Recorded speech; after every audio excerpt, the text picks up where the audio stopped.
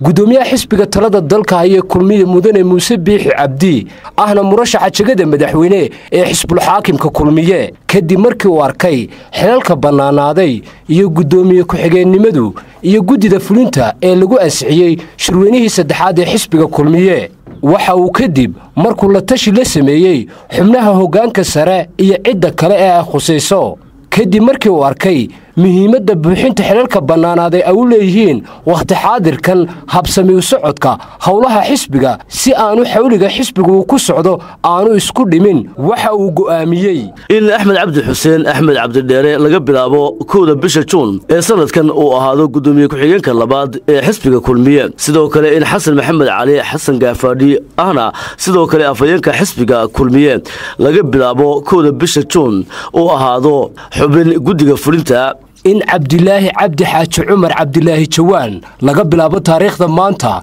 oo 1 bisha Juun 2016 uu ahaado xubin gudida fulinta ah ee xisbiga kulmiye ah sidoo kale in xildhibaan Axmed Xasan Aadan oo loo yaqaan Axmed Weys Saade laga bilaabo 1 bisha Juun uu ahaado xubin gudiga fulinta in Yuusuf Ismaan Faarax laga bilaabo taariikhda maanta oo Juun 1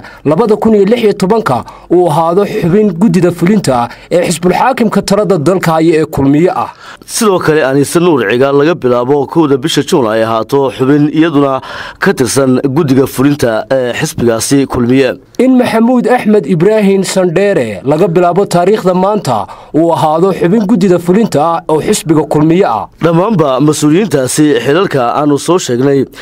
loo magacaabay waxa lagu ansixin doonaa shirka golaha dhexe ee ugu horeeya sida lagu xusay war-saxaafadeedkani gudoomiyaha xisbiga talada dalka haya ee kulmiye mudane Muuse Biixi Cabdi waxa uu mas'uuliyiintan xilalka loo magacaabay u rajeeyay shaqo wanaagsan war-saxaafadeedkan ka soo baxay xarunta dhexe xisbiga talada dalka haya ee kulmiye waxa ku saxiixnaa gudoomiyaha xisbiga talada dalka haya ee kulmiye mudane Muuse Biixi Cabdi ahna murashaxa jagada madaxweyne ee xisbul xaakimka kulmiye